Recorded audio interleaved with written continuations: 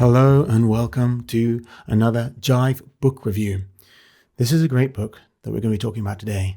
I read it 2 years ago and I've been meaning to get round to do a Jive book review about it.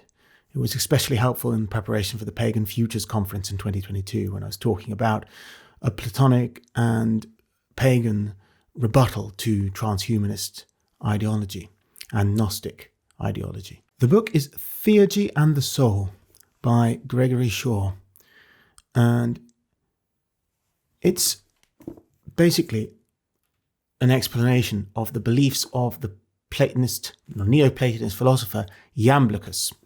And I'll just read the blurb. Theurgy and the Soul is a study of Iamblichus of Syria, born about 240, lived until about 325 he lived, AD, whose teachings set the final form of pagan spirituality prior to the Christianization of the Roman Empire. Gregory Shaw focuses on the theory and practice of theurgy, the most controversial and significant aspect of Iamblichus's Platonism.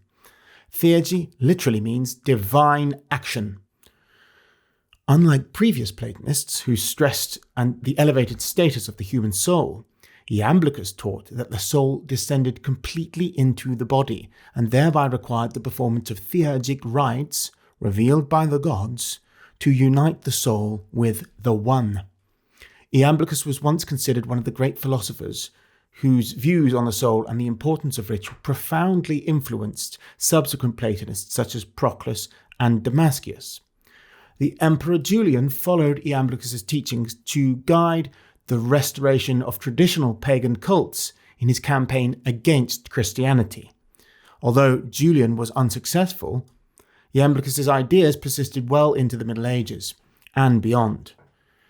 His vision of a hierarchical cosmos united by divine ritual became the dominant worldview for the entire medieval world, or European medieval world, and played an important role in the Renaissance Platonism of Marsilio Ficino.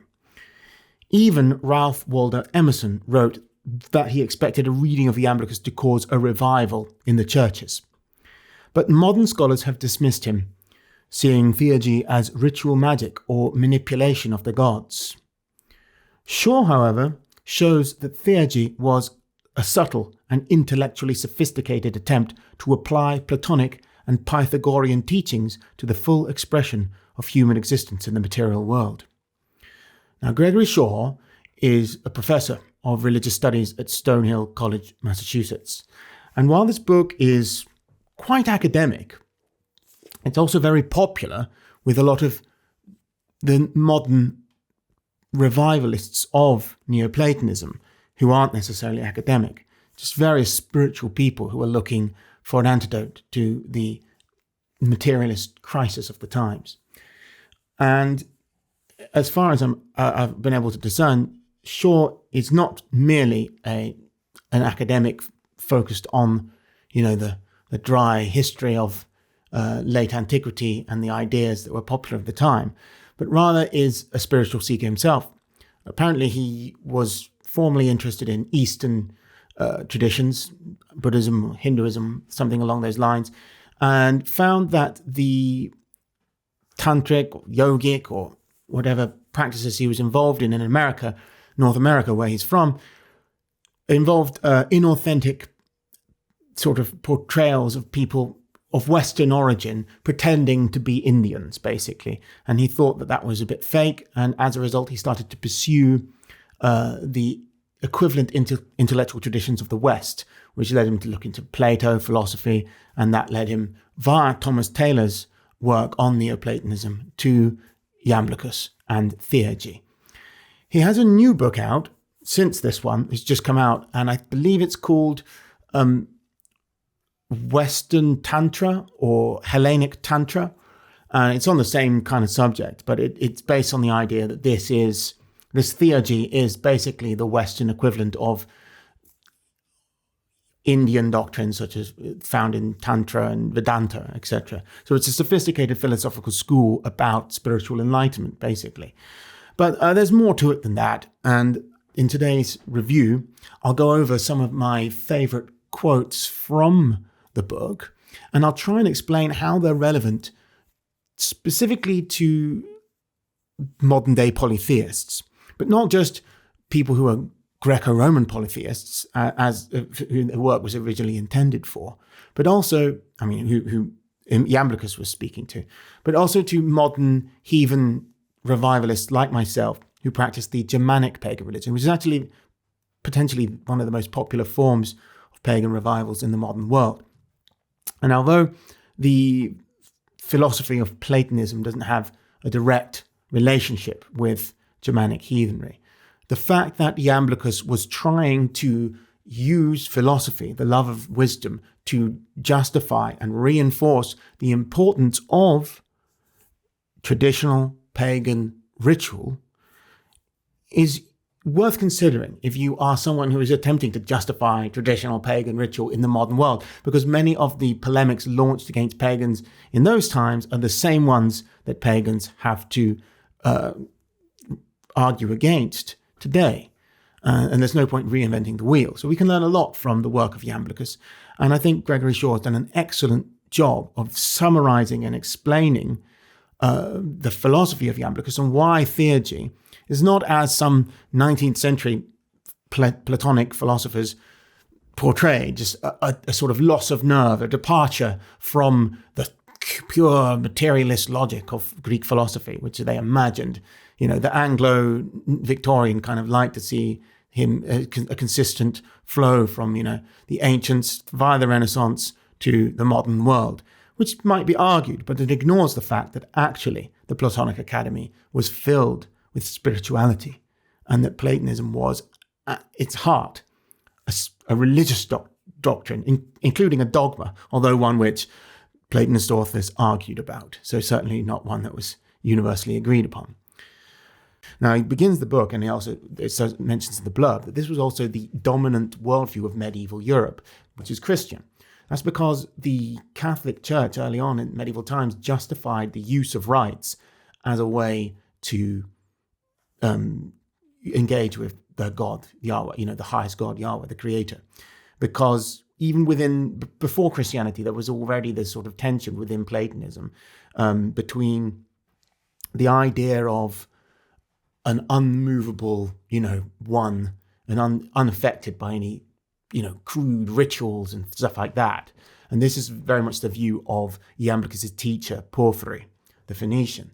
And but Iamblichus was trying in his doctrines to promote the original traditional rituals associated with pagan Hellenic Mediterranean world, which didn't just mean Greece, it spread all over the Mediterranean.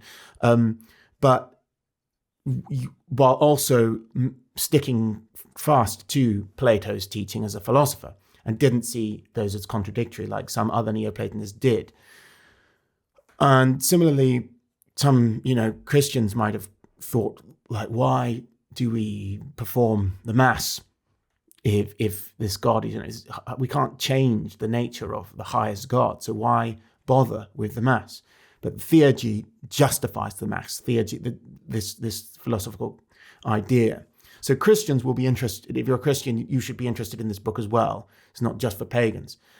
So while this shouldn't be taken as a doctrine for heathens to follow, it could just as well be used as a philosophical text of interest for heathens as it is for Christians, because it's no more Christian than it is heathen. But it's become, defined the Christian philosophy where there's this hierarchical chain linking all things. That was the medieval worldview of all Christians right up until the Renaissance. And it comes from this thought. So without further ado, let's dive into the book. What I'm going to do is read over some of the quotes that I found most interesting and talk about what they mean and what their implications are for us to consider today.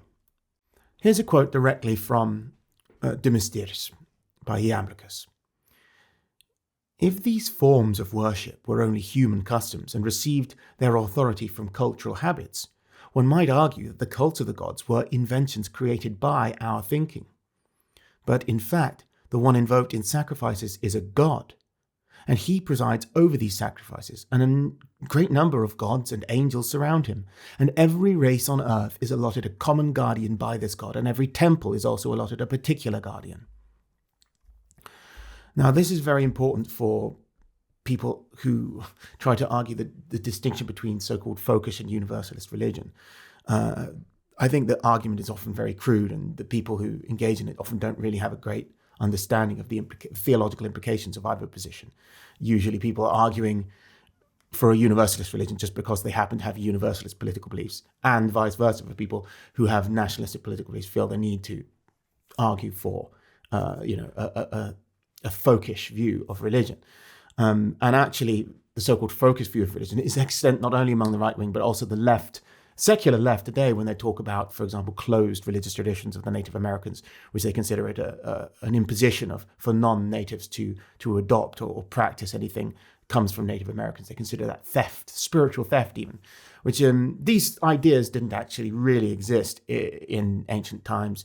But there was this view of Iamblichus that there are proper ways of engaging with the divine, proper to each people, each race on earth, and each race may have separate gods, divine personalities that are specifically sympathetic to them, and which it is right for them to placate. So there is certainly a universalism within this Platonic doctrine, in the sense that they believe in the gods as being universal, but also a regional specific folkishness to it, if you want to use this modern term, where it also recognizes that each tradition is proper to a different people, and that these gods are real, and that they preside over the sacrifices, and that's why they are the authority of the rites comes directly from the gods. And of course, for heathens, that's very important for us, because we believe that the rite of sacrifice, the blood, was established by the High One, the highest god of all, Odin. Shaw writes, as conceived by its principal architect, Iamblichus, Theurgy may be defined as divine activity communally shared. It is not transcendent knowledge, something that might be grasped or experienced by an individual, for, as Iamblichus put it, it is impossible to participate individually in the universal orders, but only in communion with the divine choir of those lifted up together, united in mind. Now, this is a very good justification for communal sacrifice, communal ritual, blut, we would say in the heathen tradition. You need to come together. And it's also saying that you can't, arguing against some, maybe other Platonists like his teacher Porphyry, that you can't really fully engage with the gods just from theory. Theory cells agonizing over theology and philosophy, and you get them today posting huge threads on Twitter or arguing or video essays about this and that. But really, the only way, and I believe this as a heathen, the only way you can reach the gods is through blood. You can only reach them through ritual. If you're not performing these rituals, like at home, by yourself sometimes, but also significantly communally, as Iamblichus says, then you are not able to reach the divine in the right way, no matter how much ink is spilled on the subject.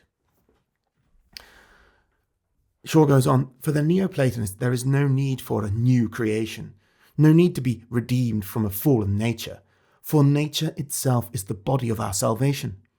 The ongoing and natural expression of Demiurgy reveals the choreography of an ancient and everlasting theophany. This is why Iamblichus insists that all theurgy must be in analogia with creation.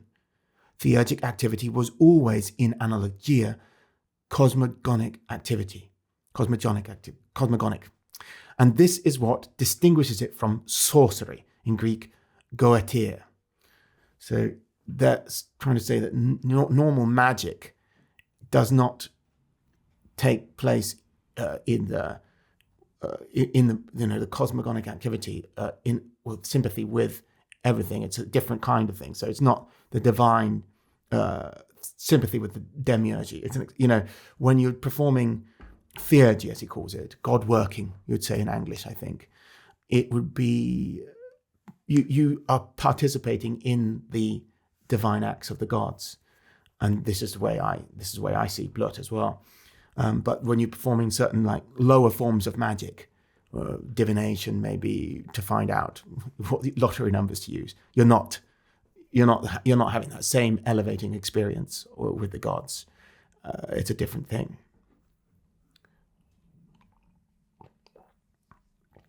He goes on, theoretically, any culture could be theurgic if its rites and prayers preserve the eternal measures of creation.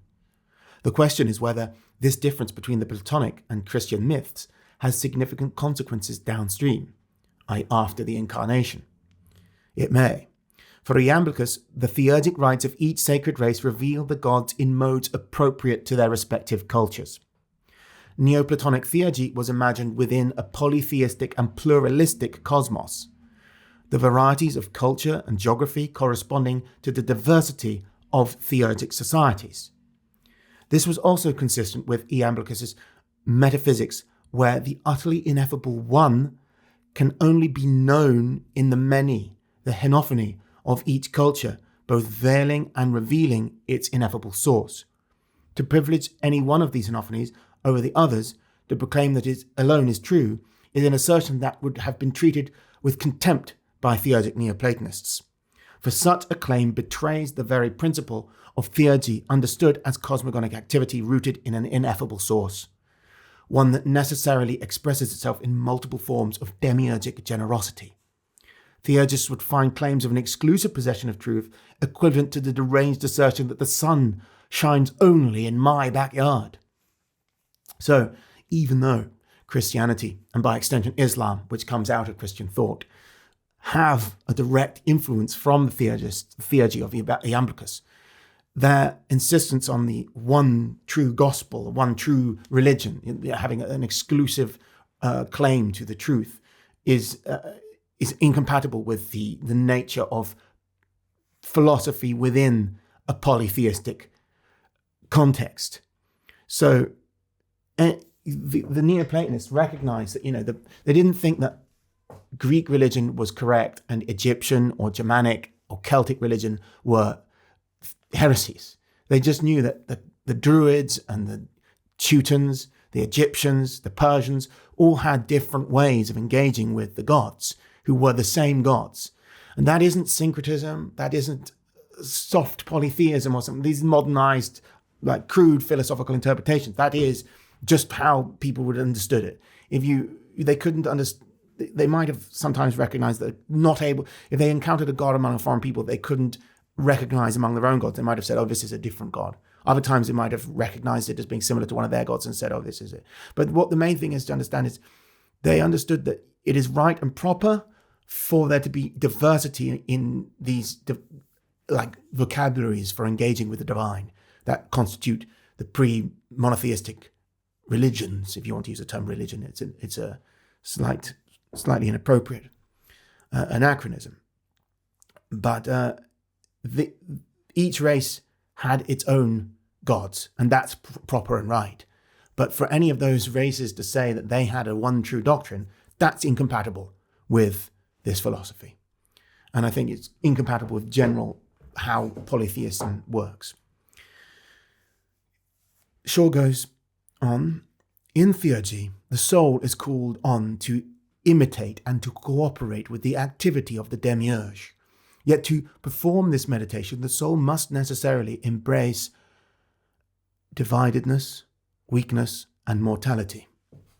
Ironically and paradoxically, the soul's identity with the demiurge is realized only through self-alienation and division. Only through our dividedness and contingency can we enter the unifying activity of the demiurge. It is the unique character of the human soul that its immortality and universality are discovered and expressed in a particular and mortal form. To escape mortality, therefore, would forego our only path to immortality. Christianity expresses this paradox through the incarnation that redeems the world and presents a paradoxical model of losing, finding, giving, receiving, that Christians emulate in order to participate in the mystery of the incarnation. Neoplatonic theurgists recognize this paradox, but again, they see it as an expression of cosmogenesis and as rooted in the essential structure of every human soul. So there, you can't have an escape from mortality. You can't have, this idea of an escape from the human condition, as some, transhumanists and the neo-Marxists, such as Albert Marcuse, had this idea of the humiliation of the human condition. This is wrong, because the experience of being embodied as a human is what allows us to experience the divine. This is part of this is actually a necessary route to the divine. I'll get on, there's some more quotes on that later to elaborate on, but that's important. And I used this quote in 2022 when I was speaking at the Pagan Futures event in London and trying to form a polytheist argument against neo-Gnosticism, because Iamblichus and certain other of the Neoplatonists were opposed to Gnostic doctrines, which see the world and embodiment as bad things.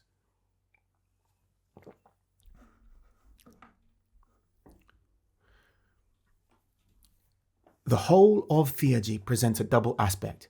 One is that it is conducted by men, which preserves our natural rank in the universe. The other is that, being empowered by divine symbols, it is raised up through them to be united with the gods and is led harmoniously into their order. This can rightly be called taking the shape of the gods. So this quote and the previous one, we're seeing that the Neoplatonic or the pagan use of Theurgy, unlike the Christian use of Theurgy, it doesn't rely on the mystery of the incarnation and this idea of like the divine made flesh as a way of uniting them with the divine. Instead, we unite with the divine through sacrifice itself, through the blood. We don't need the God to participate in a sacrifice, self-sacrifice on our behalf, and then we vicariously experience the divine through this self-sacrifice of an embodied God, in Christian theology. Rather, we embody the actions of the gods through our rites.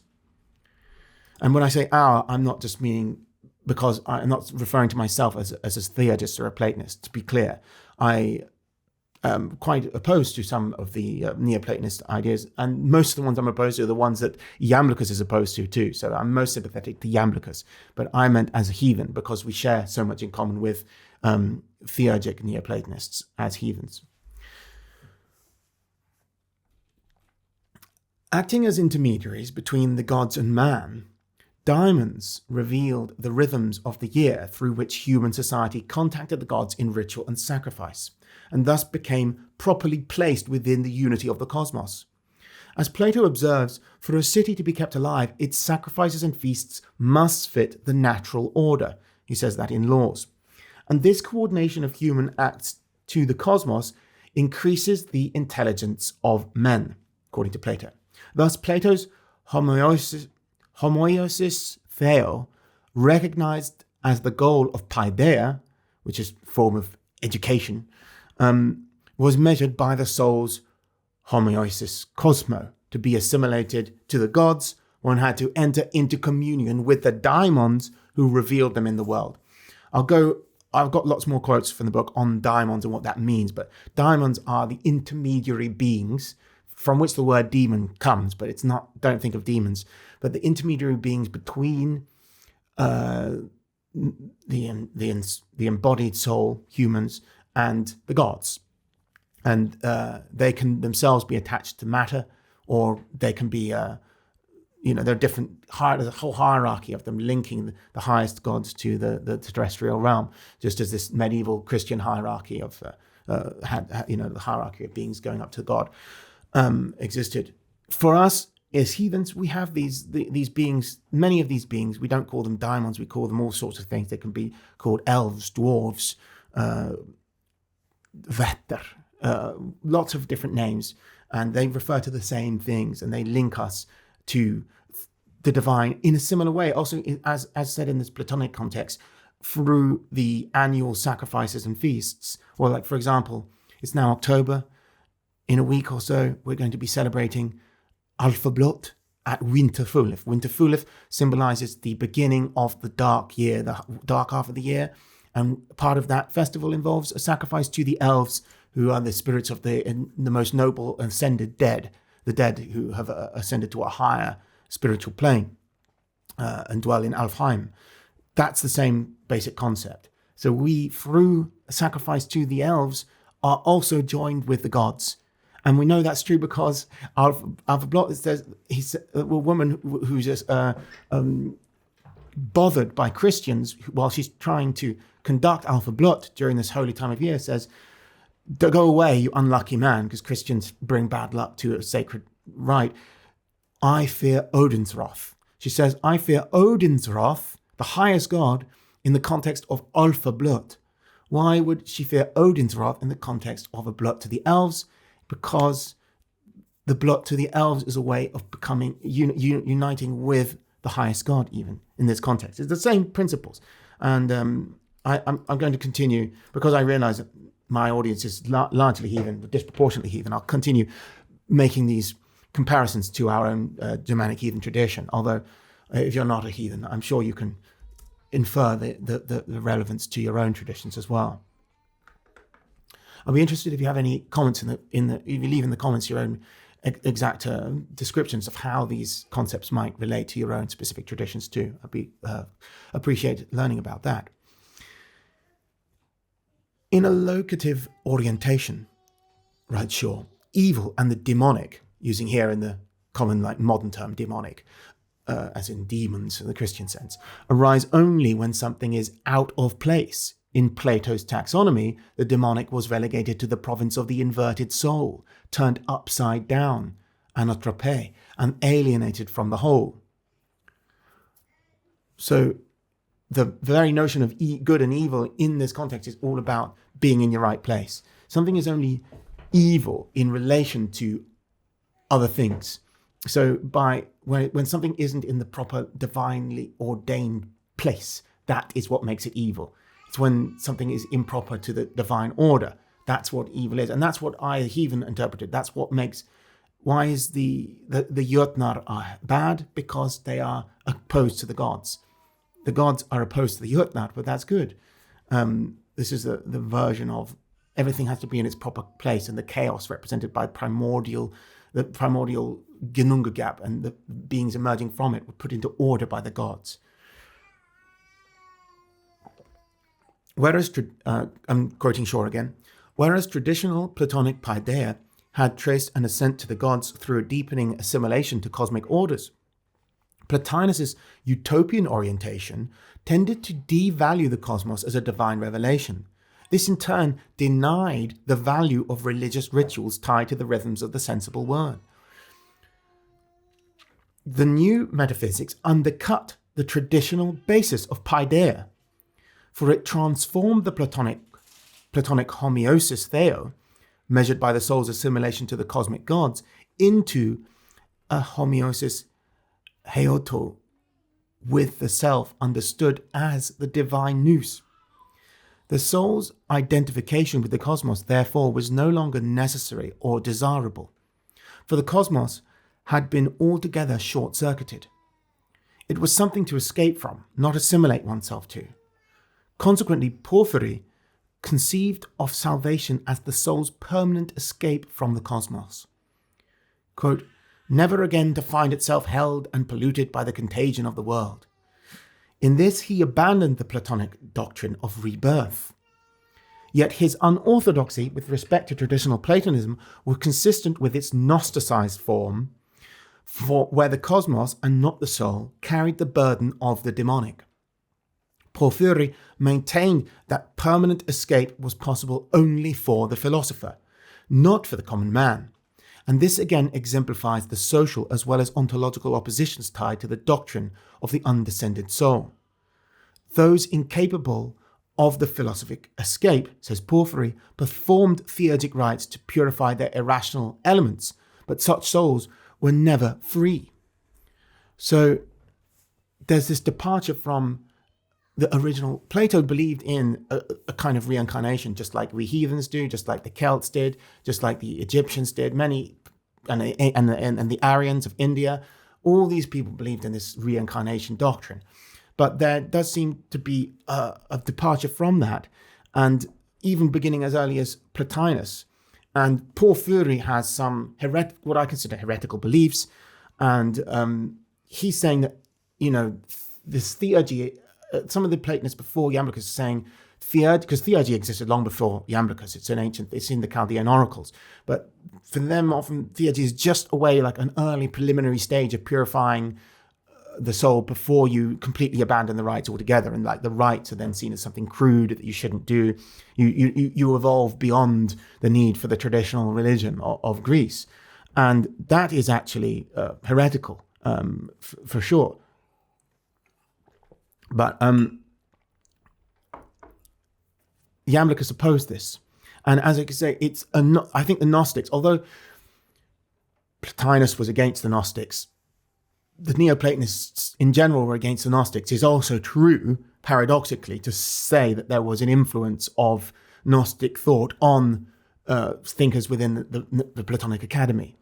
And Gnosticism, if you're not aware, is an originally probably Jewish and then very soon after Christian philosophy, which sees the soul as something that has been trapped here in this evil terrestrial realm and must be set free.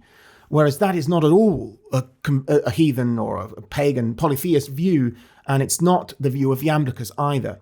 So, but some of the Platonists take a view something like that. They were opposed to the Gnostics, but they accepted some ideas of like the soul as being descended, having come down, and having to ascend again to get away, which it's hard to argue that doesn't have some influence from the Gnostics. So Iamblichus takes a different view altogether. Quoting Shaw, Iamblichus, like Plato, placed the demonic within the embodied soul. The only chaos untamed by the demiurge is the embodied soul. It represents that primordial chaos in a way. Yet in Iamblichus's Platonism, the purpose of this alienation was made clearer. While Plato's demiurge gave to each soul a spark of himself, that's according to the Timaeus, Iamblichus understood this to mean that each soul had the responsibility to perform its own demiurgy, that is to say, its own theurgy. The task for every soul was to partake in divine mimesis by creating a cosmos out of the initial chaos of its embodiment. Therefore, the demonic condition of the embodied soul was a felix culpa, without which the soul could not participate in cosmogenesis, including its own creation and salvation. So, yeah, there is a negative aspect in the Iamblichian perspective of the embodied soul, or the demonic element here. Confusing mixture of terms, because demonic here is the negative Christian term, not the daimon of Greek polytheism, which doesn't necessarily have a negative term. But the process of being embodied in this material realm can prevent one from participating in the cosmogenesis, but it doesn't necessarily do that. But there's a confusion in the process of the soul being embodied.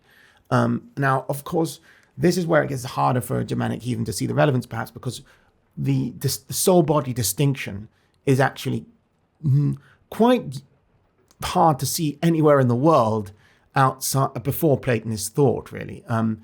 Of course, they had many of the concepts or in many religions of the soul and this like part, the journey of the soul after death, if you will, and then the reincarnation in the body. They had all these beliefs, but we can only really talk about those beliefs. And by we, I'm talking about all modern people, whether you're secular, Christian, pagan, whatever, atheist.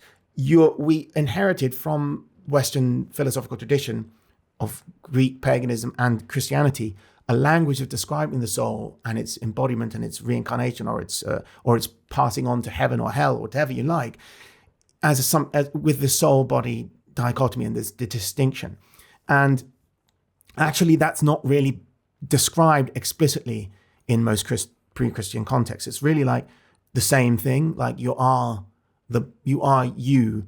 And I can't really go into that. I've tried to before. It's actually quite complicated for us to understand, because we don't really we don't really have the vocabulary to describe it without this soul-body distinction. It's like, actually, you are you, and even when you reincarnate It's like there's a constant sameness, which doesn't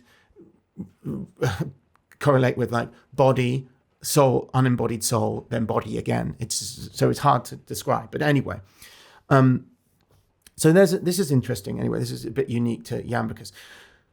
Going on, these two doctrines of an upside-down world and an undescended soul were rejected by Iamblichus, who warned Porphyry that such teachings would destroy their entire way of life, saying, and quoting Iamblichus, "This doctrine spells the ruin of all holy ritual and theurgic communion between gods and men, since it places the presence of superior beings outside this earth. For it amounts to saying that the divine is at a distance from the earth and cannot mingle with men, and that this lower region is a desert without gods." So he's warning Porphyry, his former teacher, that these doctrines, Gnostic inspired, actually are a path to a kind of atheism. They are a kind of path to a disenchantment of the world, which is what we experience now, I believe, where people don't believe the gods are present in the world, and they are. The theurgist's highest good was not realized by escaping from materiality, writes Shaw, but by embracing matter and multiplicity in a demiurgic way. In this, Iamblichus virtually reversed the symbolic language of his age. Apotheosis in Theurgy could no longer be imagined as the ascent of the soul, the well-known Platonian metaphor, without a corresponding descent and demiurgy. The pivot on which the metaphor turned was Iamblichus's understanding of the soul's relation to matter, and his solution to this question is critical for understanding the central role he gives to Theurgy. Indeed, in the view of Iamblichus and other hieratic Neoplatonists, embodied souls were able to attain salvation only through the theurgic use of matter. And of course, I agree, you cannot be a polytheist, whether heathen or otherwise, without using matter to perform the rites to placate the gods. That's crucial. Where some, Iamblichian Platonists wouldn't actually say it was possible for you to placate a god, because the gods don't require anything from us, according to their orthodoxy of Platonist doctrine. The rites are essential for man, the only thing that differs, therefore, between this Neoplatonists' theurgic orthodoxy and the orthodoxy of conventional polytheism is that ritual or blut in the traditional religion was a way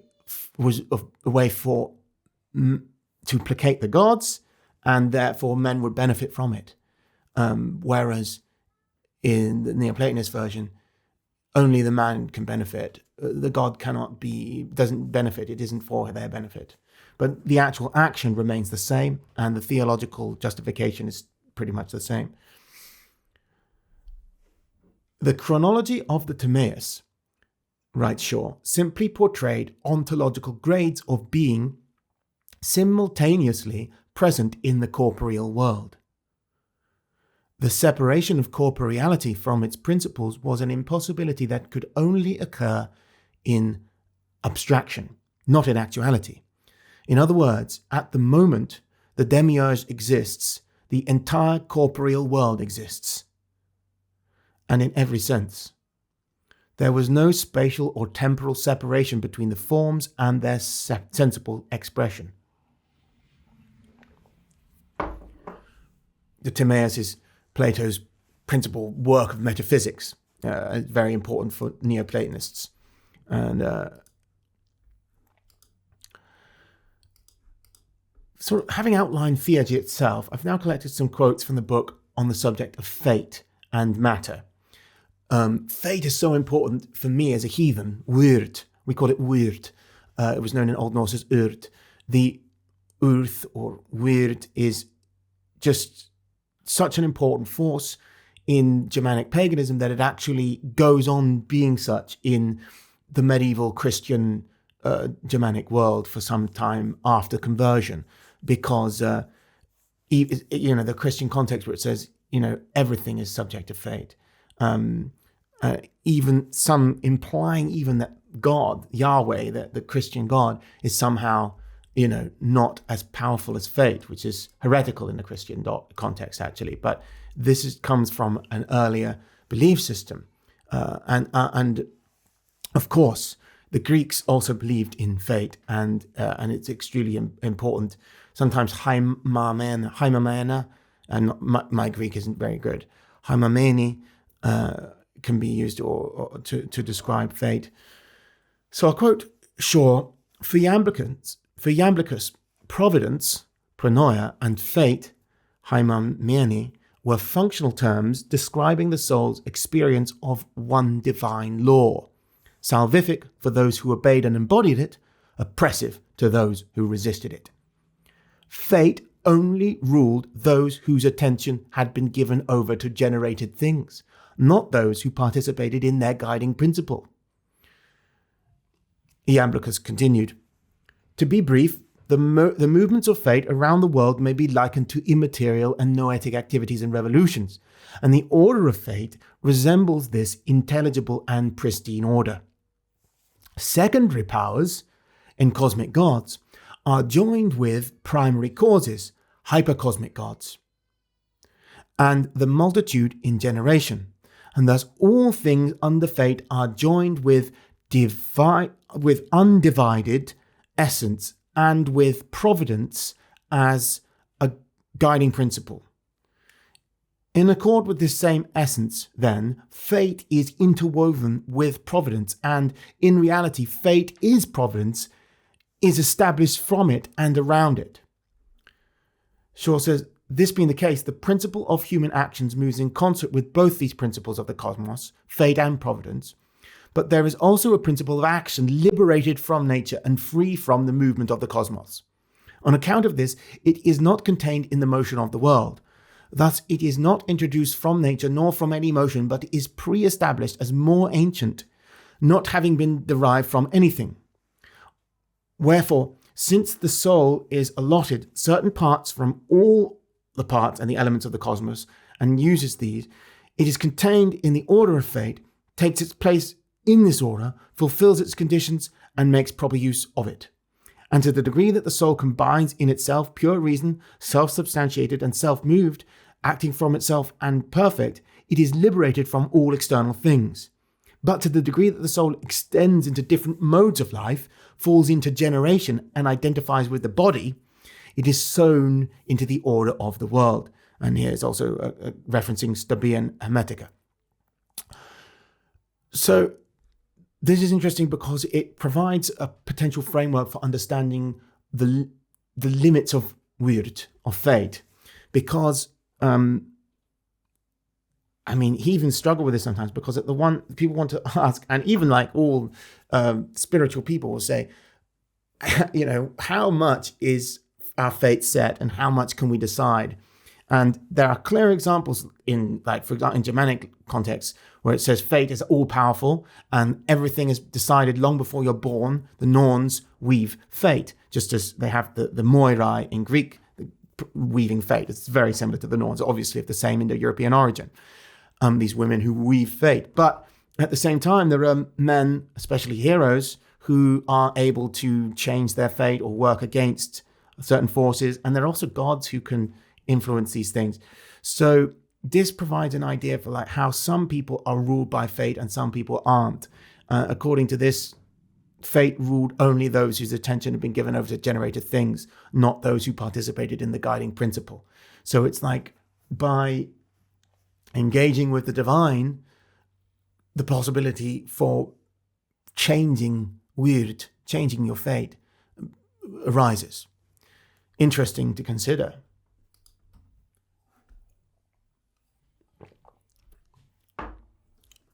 Now some quotes on the nature of the divine. Shaw writes, since it was necessary that earthly things not be deprived of participation in the the earth received a certain divine portion capable of receiving the gods. The Theurgic art, therefore, recognizing this principle in general and having discovered the proper receptacles, in particular, as being appropriate to each one of the gods, often brings together stones, herbs, animals, aromatics, and other sacred, perfect, and deiform objects of a similar kind. Then from all of these it produces a perfect and pure receptacle. That's very interesting because it brings out the possibility for some aspects of matter to be more close to the divine than others. Iamblichus, quoted here, therefore, whether it is certain animals or plants or any of the other things on earth governed by superior beings, they simultaneously share in their respective care and procure for us an indivisible communion with the gods. That's from De Mysteris. Through the appropriate use of the gods' synthemata in nature, the soul could awaken in itself the power of their corresponding symbols. This realigned the soul with the manifesting energies of a deity and freed it from servitude to the daimons who watched over its physical expression. So theurgic methods and engaging with special kinds of matter allows one to use the daimonic energies therein to unite with the gods. Very interesting. Shaw also says, by entering into the community of the gods as one of its bodies of light, the embodied soul was no longer alienated by matter, nor passionately drawn to it. You no longer get trapped by matter, that means. Embodiment was transformed from the psychic chaos of suffering into a cosmos and adornment of the divine. The lapse of time in the Timaeus between material chaos and cosmos, though only a necessity of discourse when speaking of the world soul, was an accurate description of the experience of the embodied soul on its path to demiurgy. In Theurgy, the soul gradually transformed the chaos of its embodied experience into the perfect measures of the cosmos. Shaw goes on, the rank of a divinity was indicated by its relation to and command over matter. Matter was the index that measured the degrees of divinity. And for particular souls, their relation to matter also determined the kind of theurgy they were to practice. He also explains that the parts of the gods and man, there's three different parts and they correspond differently in man and gods. It distinguishes man and gods. These three parts are ousia, dunamis, and energeia. In the gods, ousia, the gods' existence is highest, transcendent, and perfect. In humans, ousia, the existence of souls is lowest, deficient, and imperfect. In the gods, dunamis, the gods have the power to do all things at once, uniformly, and in an instant, according to Iamblichus. Whereas human souls do not have the power to do all things, neither at one time, nor in an instant, nor uniformly. And finally, the gods' energeia allows them to generate and govern all things without inclining to them, whereas human energeia, the souls have the nature to incline and turn towards what they generate and govern. This is more specific to Platonist ideas now. Shaw writes, the manifestation of a soul as body was itself an activity of the soul, and therefore the kind of body that a soul animated indicated its class. These classes, Iamblichus says, do not change. As lowest of divine beings, the human soul had an unstable and mortal vehicle that alienated from its own divinity. In embodiment, the soul literally became other to itself. So that, this otherness, this soul-body dichotomy is not really compatible with heathenry. This is one part of theurgy we can't take over because it's not there. And also, despite Iamblichus opposing the Gnostic view, you can see here that there is something here within it where the way that the soul is alienated from divinity by being embodied is just not really part of traditional polytheism, but it's an interesting concept all the same. And it's certainly influential on Christianity and other extant metaphysical doctrines of today. Those of you who saw my video on sacred dreaming will know I'm interested in dreams and how they help us to learn divine truths, even engage with the gods, perhaps in some cases, or at least with the dead and with the secrets of the underworld. Well, dreams are addressed here too, so I've collected some quotes from the book on that subject. From De Mysteris, Iamblichus writes, "Since the soul possesses a double life, the one with the body and the other separate from all body, when we are awake, for the most part in our ordinary life, we make use of the life in common with the body, except when we are somehow entirely free from it by intuiting and conceiving in pure thought. But in sleep we are completely liberated, freed as it were, from certain bonds closely held on us, and we employ a life separated from generation. At this time, therefore, whether intellectual or divine are the same, or each one exists with its own characteristic, this kind of life is awakened in us and acts according to its nature." So that could explain why dreams allow us to experience things we can't experience while conscious awake. Shaw writes, "Iamblichus added that since sleep liberated the soul from the body, the presence of the gods was clearer and sharper in dreams than when awake." Quote, "For the act of divine inspiration is not human, nor does all its authoritative power rest in human members or action, but these are otherwise disposed, and the god uses them as his instruments."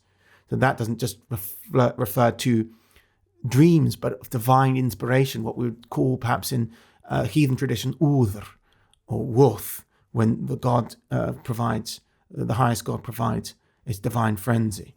That is the influence of the god when he uses one as an instrument. Quoting Iamblichus in De Mysteris, intellectual understanding does not connect theurgists with divine beings. For what would prevent those who philosophize theoretically from having theurgic union with the gods? But this is not true. Rather, it is the perfect accomplishment of ineffable acts religiously performed and beyond all understanding. And it is the power of ineffable symbols comprehended by the gods alone that establishes theurgical union.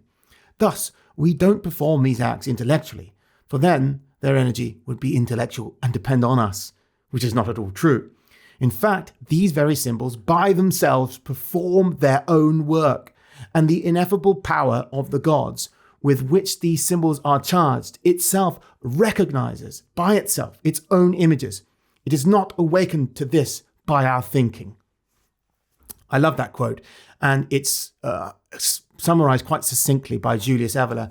I can't remember which work, and I'm going to paraphrase, but he says, "Spirituality is not thoughts and philosophies. It is actions. It is the actions that define spirituality." And that is so essential for, especially to the intellectually gifted who are inclined to fall into a sort of academicizing tendency of theology and the divine, as a way of using their natural God-given gifts. But it can easily sort of actually, paradoxically, ironically, sort of separate them from the divine, because I know people like this who they spend so much time trying to theorize about the gods that they can't actually engage with them. They just can't have divine experiences, and it leads them to flip-flop all over the place because they can't remain steadfast on a spiritual path, which is what you need to do if you want to really engage with the divine. You can't flip-flop. You need to commit yourself to something and do it and practice it. Practice the tradition as it's supposed to be practiced, and not flip-flop between different traditions or spend all your time agonizing over theology or philosophy. Although philosophy is a route to help one unite with the divine, you have to know the balance. And this theurgy is very well balanced, in my opinion. It's perfectly balanced because it's saying here, these symbols and this matter and this physical matter are themselves charged with this divine power and awaken, and by engaging with them through ritual, we are awakened to the divine. That's what allows you to perceive the divine in this world. You need to perform these rituals in order to have this ability. What closes people off from the divine, the disenchantment of the world, is caused by the lack of ritual. By performing rituals, you will learn again to perceive the gods. In the Mysterious, Iamblichus says, the time one spends in prayer nourishes the intuitive mind and greatly enlarges the soul's receptacles for the gods. In other words, it allows you to, just as like, if you work a muscle at the gym, you keep working it, that muscle will work better. You keep working the bicep, you'll be able to lift heavier things. You work through prayer, you keep nourishing the soul, as using this term soul, to the soul's ability to perceive the gods, and the gods will be perceived. It's very simple. The problem with the soul, for us heathens, this is where I keep saying it's like it gets difficult for us because we can't really talk about the soul in the same way. Back in 2017, I made a video on the tripartite soul, and I pointed out how the soul, conceived of being a composite of multiple parts, is something that existed in Platonic philosophy, and that the Platonists took it from earlier Greek thought, and also existed in Vedanta, and is clearly present in the Germanic heathen worldview too. I, in 2017, theorized that this tripartite soul division was perhaps something of Indo-European origin.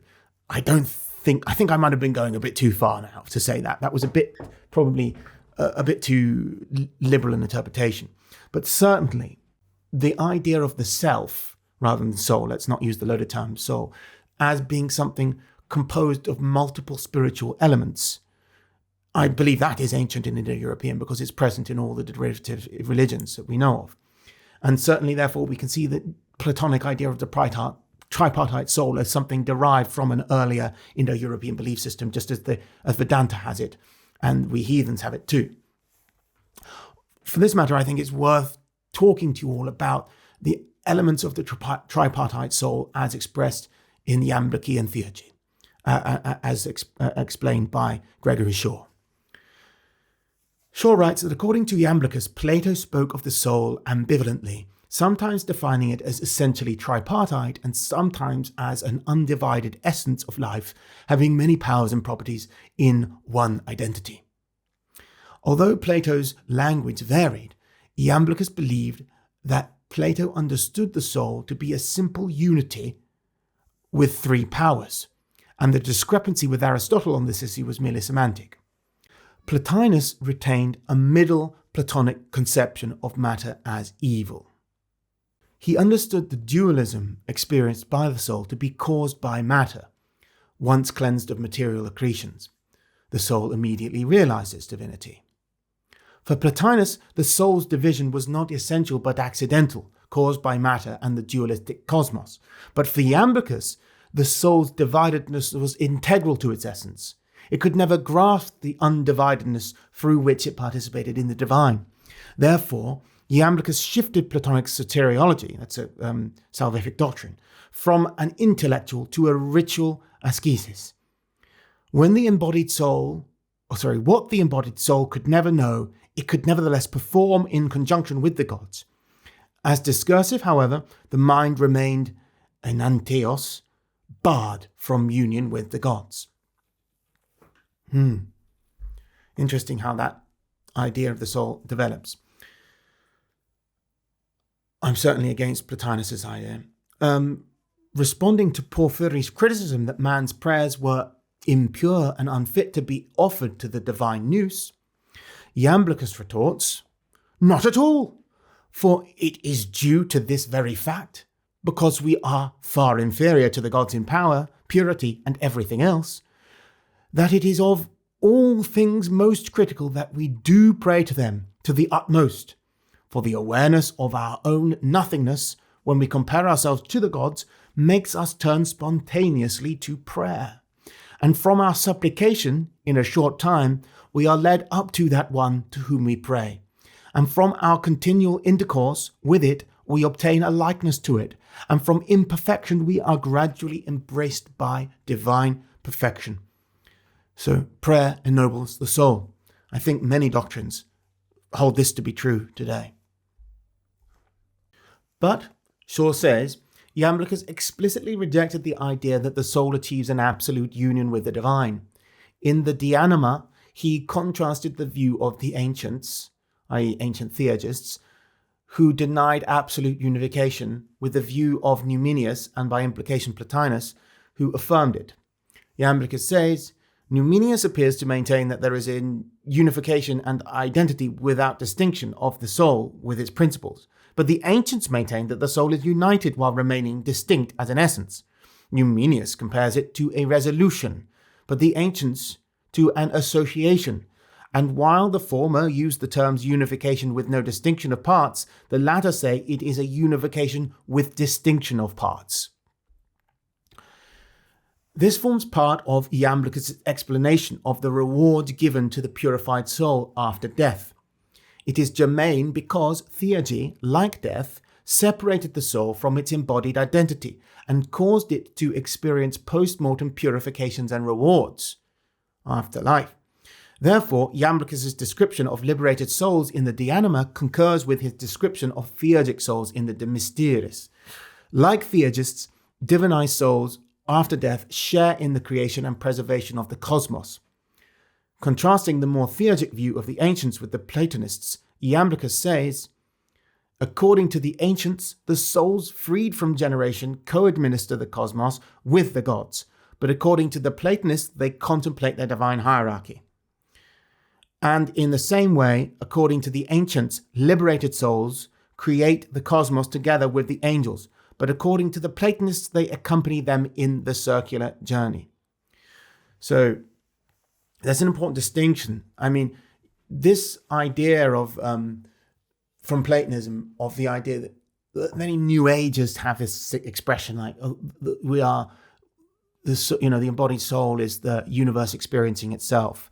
And perhaps in a Platonist sense, it would be saying, you can become one with everything, some Buddhists say stuff like that as well, like, make me one with everything. But actually, Iamblichus wants it to be known that there's an important distinction between what he calls the ancients, meaning earlier Theurgists, probably like Chaldeans, and contemporary Platonists of his time, who the contemporary Platonists talking about actually becoming one, with the everything. Whereas Iamblichus says that's not really what's happening. You're only participating with the gods in divine, like demiurgy, like the participation in the divine acts through rites, but and therefore you're joined with them, but you're not them. You're not actually becoming them. You still have a distinction. Interesting to note, because sometimes people like to use like Platonist as this broad, very broad, like this idea that it's all one unified religion, and it just, all religions have distinct factions within them, but Platonists Platonists always spend most of their time criticizing each other and have actually highly divergent beliefs, so it's very important to distinguish those when we're talking about Platonists and what Platonists believe. Here's a good quote on Eros and the one of the soul. The embodiment of the soul and the tension caused by its separation from divinity, writes Shaw, was not a fall or an error, but the sine non to stimulate the circulation of Eros. For only in the embodied soul, in its self-alienation and inversion, could the divine genuinely experience separation, and consequently an Eros for itself. In the Timaeus, Plato says that without the descent of souls into mortal bodies, the universe would remain incomplete. Thus, Theurgy saved the soul and the cosmos, for without the embodiment of the soul and its inversion, the divine could never yearn for itself. Eros, desire, would never arise as the firstborn god, and the cosmos would never come to exist. So the Theurgist invoked the Eros of this stream to awaken the anteros hidden in his soul.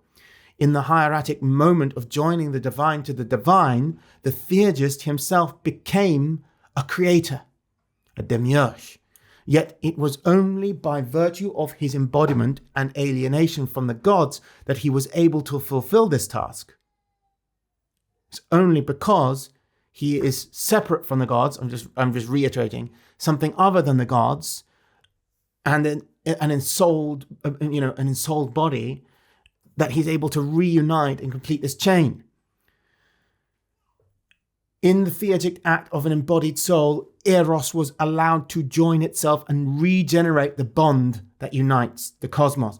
That is so interesting. This is basically like what New Agers say, the universe is like life is universe experiencing itself, man. That's literally an ancient doctrine. And it's found, I've mentioned this before, it's found in many different doctrines actually. It's found in Indian thought, in Buddhist thought. It's found in, it's mentioned specifically in the context of a Shaivite doctrine in India, and among Jews, they have something similar in their mystical doctrine of Kabbalah. So this is something that keeps popping up again and again. And although it's like, you can call it cringe, New Age, and universalism, but there's something, it does have ancient precedents. And it explains a lot, an idea that, I mean, why would a God need a mortal? Why would God create mortals? Why is the soul embodied? Or why is there why exists there this race on earth that is capable of worshipping the divine and is inclined to do so? That requires an explanation. And this is it. This is a good one. I mean, this, it's like completing the chain. The desire of the divine for the divine is completed through the embodied soul worshipping the divine through the ancient rituals of their respective races. That's beautiful, isn't it?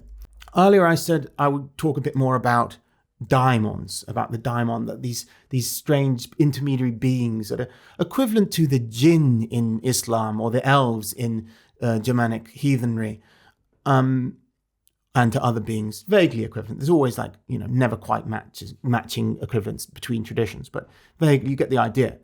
But they always have something, Tantra has equivalent beings of this as well. And it's good to understand what's meant, because the accusation of demon worship is thrown a lot around at pagans. They say we worship demons.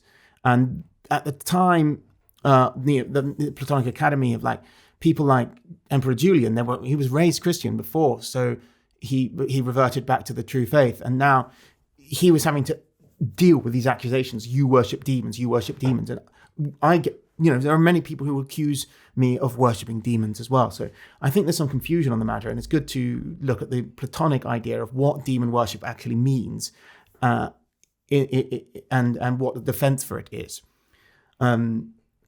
So Shaw writes that on the abstinence of animal food, vegetarianism, Porphyry had argued that the gods worshipped in blood sacrifices were not gods at all, but daimons counterfeiting as gods. That daimons were the immediate objects of worship was a point with which Iamblichus agreed, for it followed the hierarchical law that man must approach the gods through the mediation of daimons. However, Iamblichus disagreed with Porphyry's description of these entities.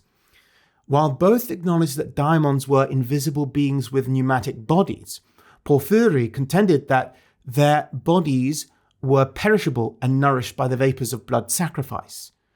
So Porphyry is saying these are bad monsters who are tricking you into worshipping them and thinking that they're gods, and that they're only sustained by the actual blood sacrifices you give them. And if we stop giving them blood sacrifices, they'll cease to exist, like Peter Pan.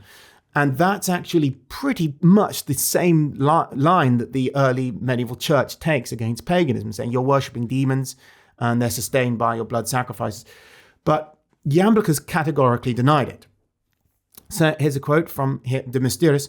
For although daimones possess a kind of body which some believe is nourished by sacrifices, this body is unchangeable, impassive, luminous, and without needs, so that nothing flows from it, and, in addition, it does not need anything outside to flow into it.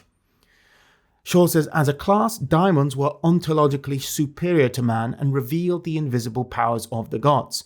Quoting Iamblichus, they bring into manifest activity the invisible good of the gods, reveal what is ineffable in them, shape what is formless into forms, and render what is beyond all measure into visible ratios. In short, says Shaw, diamonds were agents of the demiurge in his cosmogonic activity. These, in other words, they are, okay, fine, diamonds are more connected to matter than the gods. Yes, they are. The elves are more connected to matter than the gods, you can say. But that does not mean that in worshipping them, one is trapped in a lower realm of matter and alienated from the gods. Far from it, because in the hierarchy, the gods, the elves are higher than man, so they are a link to the gods, not an obstacle. These mediating classes complete the universal bond between gods and souls, writes Iamblichus in De Mysteris. They effect an indissoluble connection between them, and they bind together one continuum extending from the highest to the lowest. They make the communion of universal beings indivisible and provide an excellent blend and proportionate mixing for all. They allow the procession to pass from more excellent to inferior natures, and they equally facilitate the ascent from inferior to superior natures. They insert order and measures of the communication descending from more excellent natures. They allow for its reception into imperfect beings, and they make all things mutually agreeable and in harmony with each other, receiving from on high, from the gods, the causes of all these things. Here we have Shaw talks about Porphyry's opposition to this. Porphyry challenged this view and asked how theurgists can invoke subterranean and terrestrial deities if the gods dwell only in the heavens. Repeating Thales' well-known dictum, Iamblichus replied, "To begin with, it is not true that the gods dwell only in heaven, for all things are full of the gods. Each god's authority was allotted to a different region of the cosmos, heaven, earth, sacred cities, sacred places, or sacred groves or statues. This is what we as heathens believe too. Every god, writes Shaw, manifested itself through its attendant daimons, who were in sympatheia with animate life, while the god remained entirely independent. Theurgic apotheosis was not a flight to the gods. As human, the soul remained anatropic, embedded in the natural cosmos and human society, but to the degree that the soul embodied the divine measures of the gods, it sustained a direct connection with them. The gods, Iamblichus says, were everywhere, but they could be received only by a vehicle that had been properly prepared. Thus, speaking for all theurgists, Iamblichus says, "Let us not disdain to say this also, that we often have occasion to perform rituals for the sake of genuine bodily needs, to the gods who oversee the body, and to their good daimones. The reverence paid by theurgists to the gods that ruled over physical nature was an expression of their confidence in philia. This comprehensive force extended from the unity of the gods to the divisions of the sensible world. But to experience philia, the soul had to know the grade of the cosmos to which it was attached, so that it could honor its tutelary gods and daimons." So we'll talk a bit more about this as well, like what type of person are you and what type of soul have you got and how that's relevant, because that's covered in the book. But I found this great because a lot of heathen ritual, a lot of polytheistic ritual, traditional ritual actually involve asking the gods to help you overcome. If your child gets sick, you've got a sick child and you ask the gods to help you get rid of that sickness. You're attaching you could argue this is a daimon, you're asking a daimon of the earth trapped in matter to alter conditions of matter for purely material gain. Well, the gods are in everything. As the dictum states, the gods are in matter too, or rather, matter is contained within the bodies of the gods, which is non-material, because matter is inferior to the gods. And the daimons that are attached to matter link the embodied soul with the gods, and asking the gods to help with your material conditions through sacrificing to them is not impiety at all. Even that unites you with the gods. And of course, the conventional Germanic heathen religion is about doing this kind of thing, like asking for help with things, basically the Germanic religion is about asking for help from the gods. That is central to it. I explain in my course, Starting Heathenry, if you want to learn how to practice Germanic religion, that it is central to be asking for help from the gods for various things and giving offerings in return. And there are many philosophical religious schools that would say this kind of thing is demonic, demon worshipping, and materialistic even, and that you're just focusing on like the material concerns of the body or whatever bodily needs. But even those link you with the divine, according to Iamblichus. So what type of person how does the type of person you are determine the type of worship that's proper to you? Because this is not an egalitarian religious tradition. This is a hierarchical one. It's not saying everyone has to do the same rituals, quite the reverse. Different types of people are predisposed to different types of religious actions, different sorts of things are right for them. Shaw writes, therefore, since these distinctions have been made, what follows should be most obvious. Souls governed by the nature of the universe, leading lives according to their own personal nature, and using the powers of nature, should perform their worship in a manner adapted to nature and to the corporeal things moved by nature. In their worship, they should employ places, climates, matter and the powers of matter, bodies and the characteristics and qualities, movements and what follows movements, and changes to the things in generation, along with other things associated with these in their acts of reverence to the gods, and especially in the part that pertains to performing sacrifice. Going on, other souls living according to the nous alone and the life of the nous, and liberated from the bonds of nature, should concern themselves in all parts of theurgy with the intellectual and incorporeal law of the hieratic art.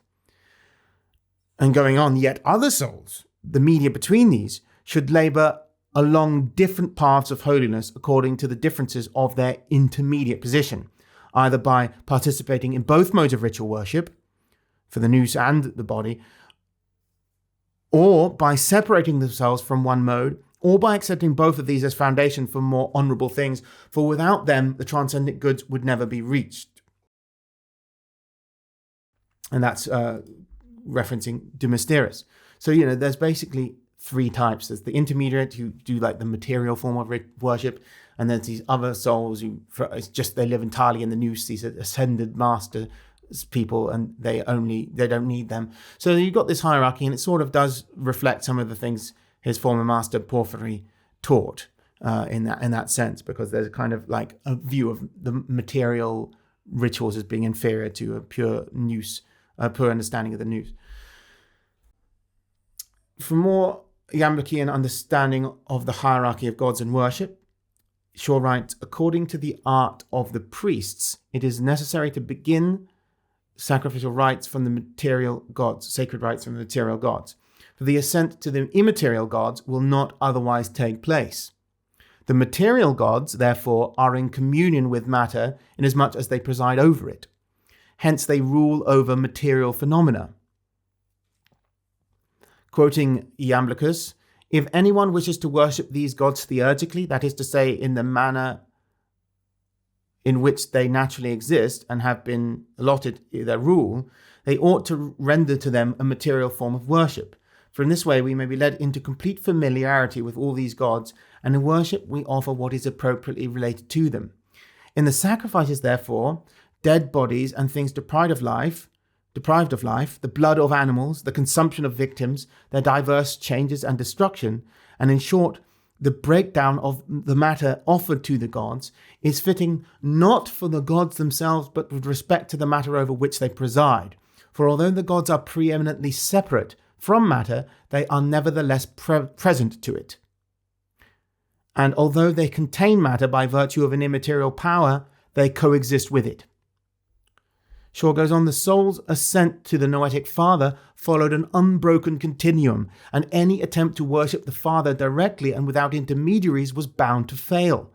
Iamblichus explains that for people not yet liberated from the fate of the material world and the communion tied up with bodies, unless a corresponding sort of worship is offered, they will utterly fail to attain immaterial or material blessings. He says that in De Mysteris.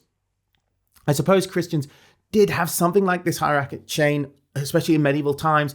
Medieval Catholicism, people were much more likely to pray to saints and angels in modern day Christians. And this hieratic, this is according to Iamblichian doctrine, would be a much better chain to the highest God.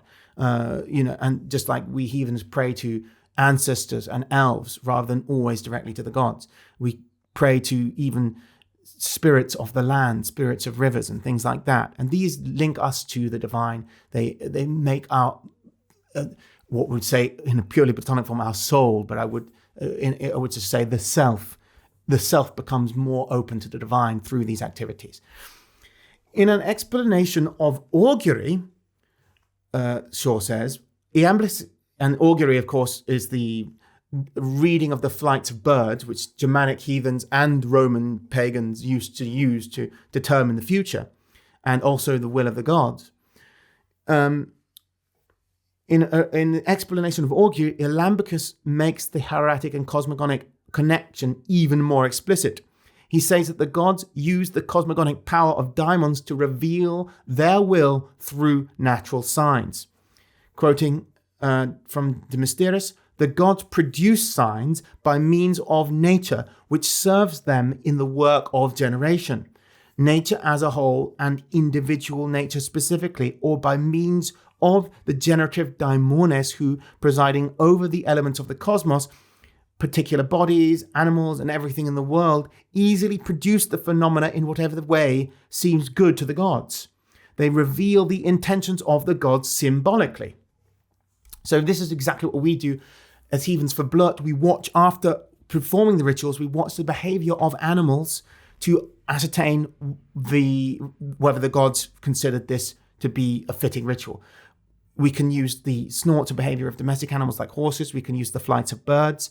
The behavior of boar in the wild is also used, like whether they go into the lakes can determine whether you should go to war, for example.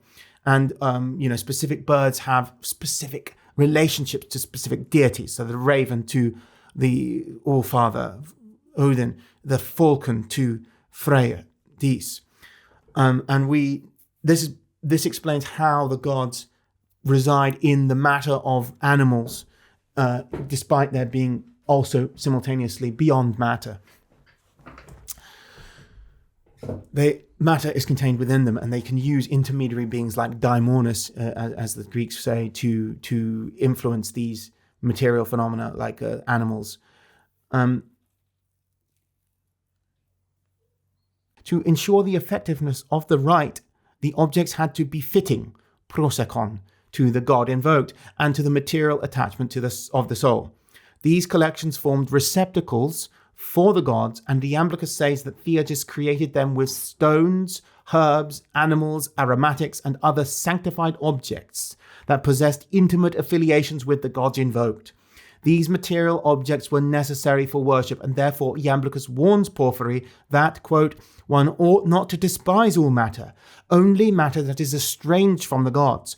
For matter that is related to them should be chosen, since it is able to be in harmony with the shrines built to the gods, the erecting of statues, and also with the holy acts of sacrifices. For there is no other way that places on earth or men who dwell in them might receive participation in the superior beings unless a foundation of this kind is first established.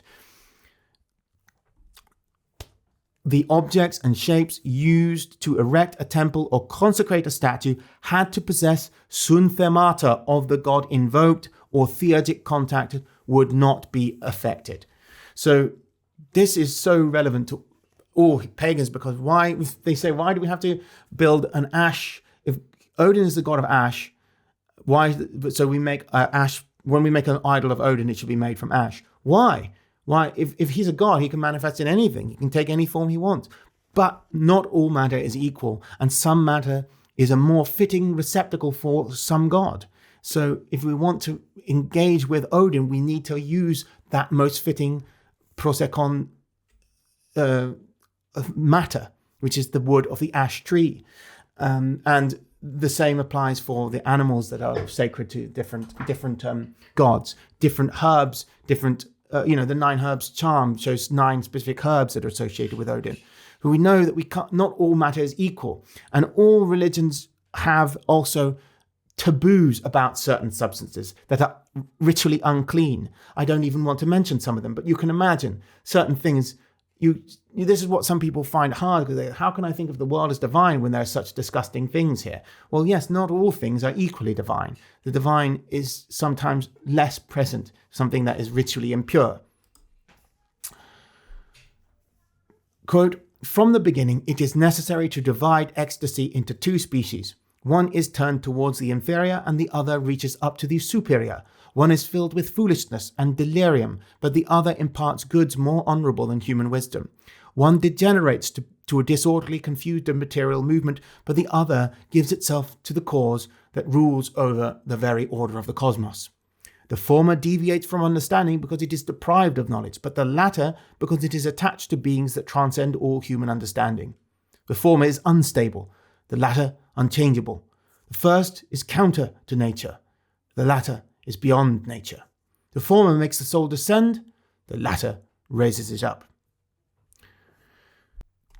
Well, I've gone over quite a lot of the book, and I think that's probably enough for you to get an idea of it. It's not a conventional review, but Jive Book Review rarely is. I often just talk about the parts of the book I enjoyed and read some quotes that I think were relevant to my audience.